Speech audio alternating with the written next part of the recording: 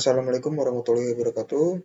Baik, sebelumnya perkenalkan saya sebagai perwakilan dari kelompok 2 ingin mempresentasikan tentang analisis termodinamika siklus Brayton.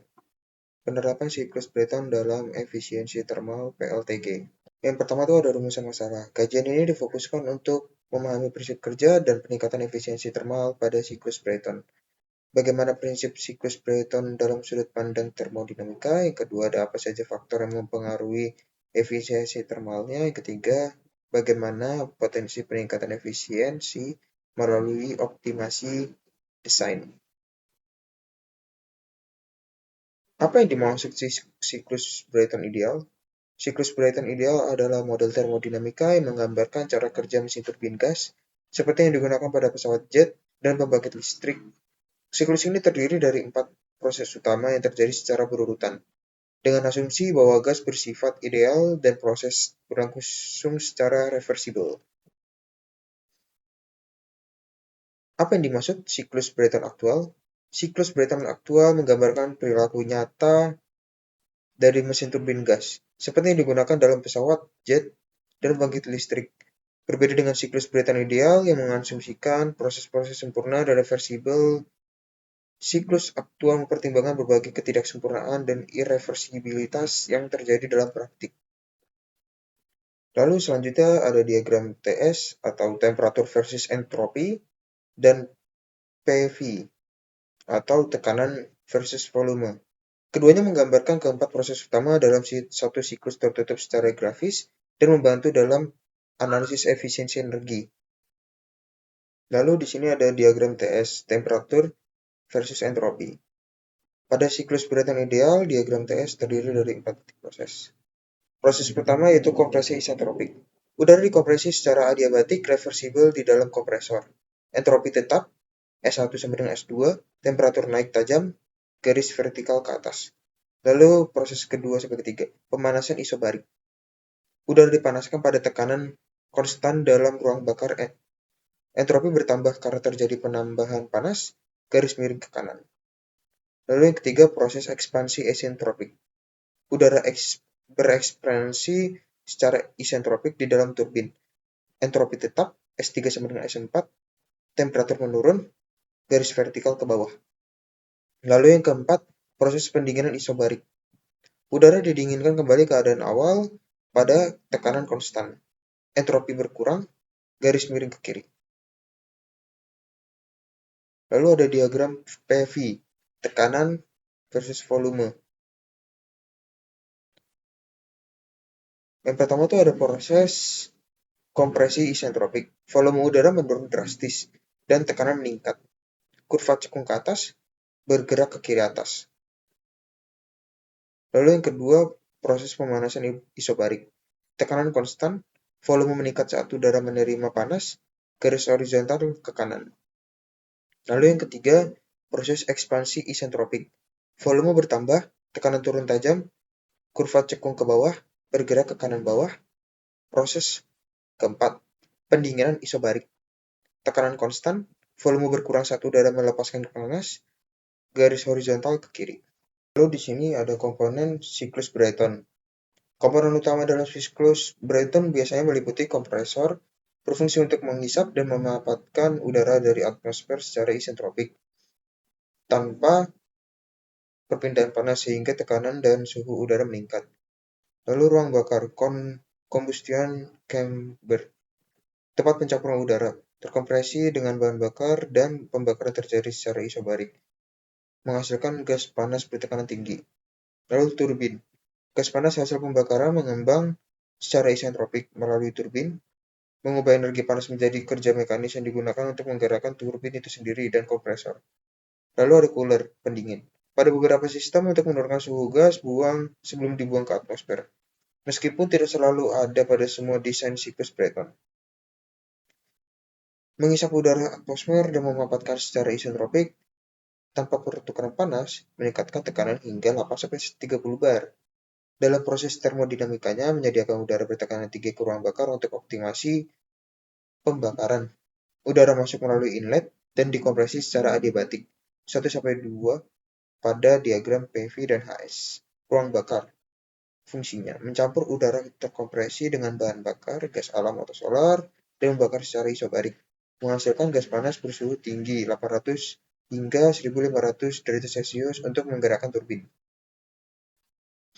Proses termodinamika pembakaran meningkatkan entalpi gas tanpa perubahan tekanan. 2-3 pada diagram. Turbin gas fungsinya mengonversi energi termal gas hasil pembakaran menjadi kerja mekanis melalui ekspansi isentropik, memutar generator untuk menghasilkan listrik, dan menggerakkan kompresor melalui poros yang terhubung. Proses termodinamika. Gas mengembang 3-4 pada diagram, menghasilkan kerja turbin sistem pembuangan exhaust. Fungsinya membuang gas sisa ekspansi ke atmosfer atau ke penukar kalor. Pada PLTG konvensional, gas buang langsung dilepas ke lingkungan, bertindak sebagai pendingin implisit. Lalu di sini ada keempat komponen utama siklus Brayton. Yang pertama itu ada kompresor, berfungsi untuk meningkatkan tekanan udara dari tekanan rendah ke kondisi tekanan tinggi. Lalu yang kedua ada ruang bakar. Udara bertekanan tinggi dari kompresor dialirkan ke ruang bakar, di mana bahan bakar disuntikkan dan dibakar secara isobarik pada tekanan tetap. Lalu yang ketiga ada turbin. Gas bersuhu dan bertekanan tinggi dari ruang bakar dialirkan ke turbin untuk diekspansikan.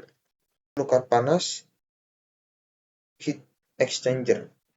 Dalam beberapa konfigurasi, terutama regenerative Brayton cycle, digunakan heat exchanger untuk memanfaatkan panas dari gas buang guna memanaskan udara masuk sebelum memasuki ruang bakar.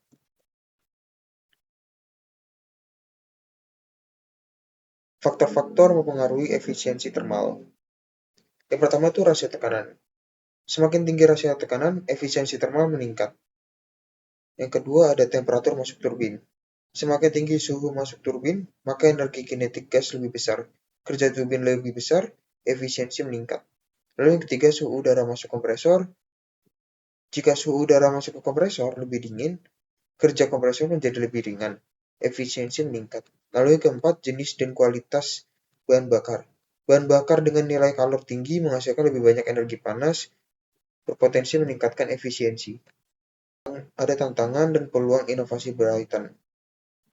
Tantangan efisiensi. Yang pertama batasan material pada suhu tinggi, yang kedua kehilangan panas dan gesekan, yang ketiga pembentukan emisi NO2 dan CO2. Yang keempat keterbatasan rasio tekanan praktisi. Lalu peluang inovasi. Yang pertama itu ada regenerasi dan pemulihan panas, lalu yang kedua ada siklus CO2 superkritis, lalu yang ketiga material dan pelapis canggih, lalu yang keempat integrasi hibrida dan energi terbarukan. Lalu kami mengambil satu studi kasus, yaitu analisis efisiensi termal PLTG Blok 2 Grati. Pembangkit listrik tenaga gas PLTG Blok 2 Grati terdiri dari 3 unit turbin gas dengan kapasitas masing-masing 100 MW.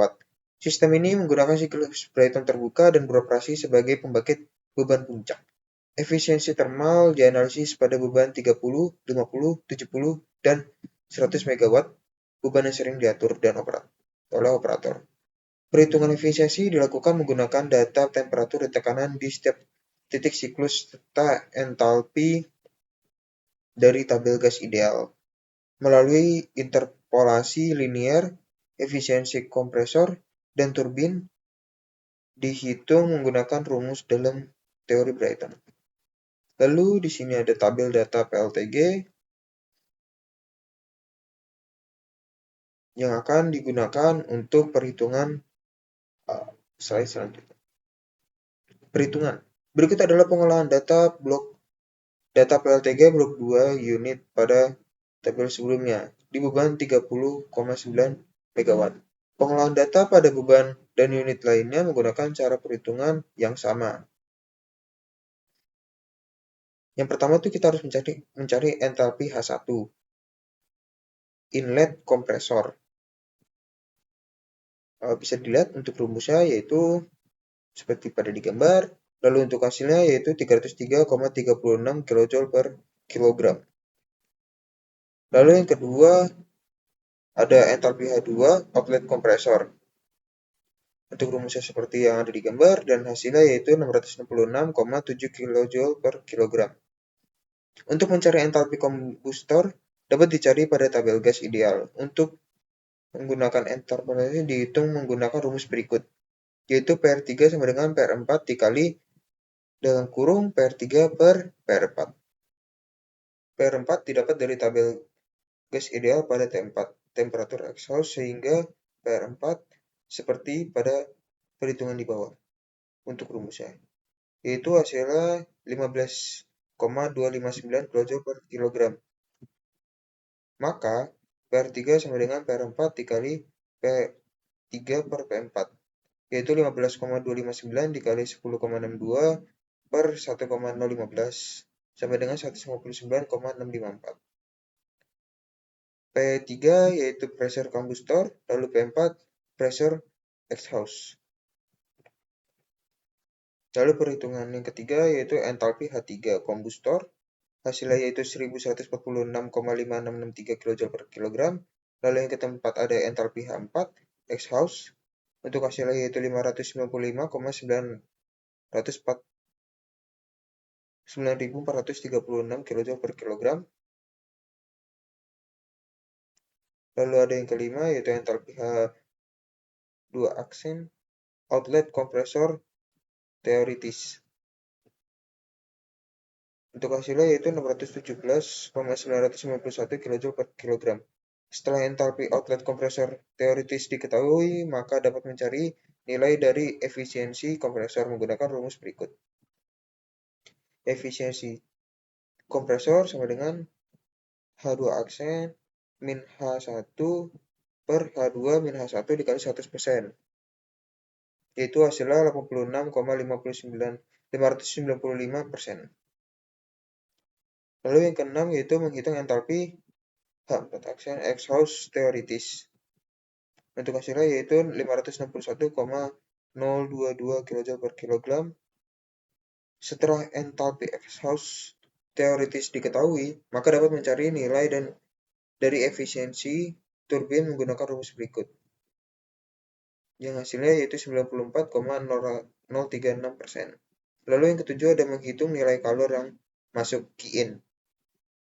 Hasilnya yaitu 52.136,9 kJ per S. Lalu yang ke-8 menghitung laju aliran, yang hasilnya yaitu 96,41 kg per S. Lalu yang ke-9 menghitung kerja kompresor, WCA, kerja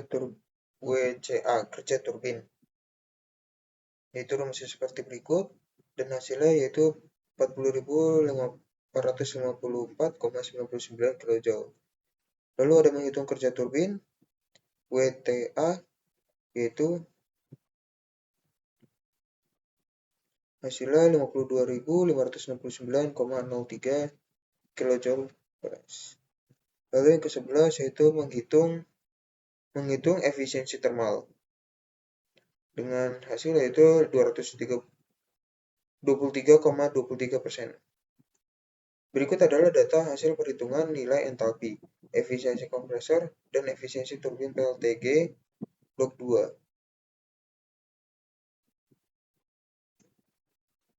Tabel yang digunakan untuk perhitungan sebelumnya yaitu tabel A17.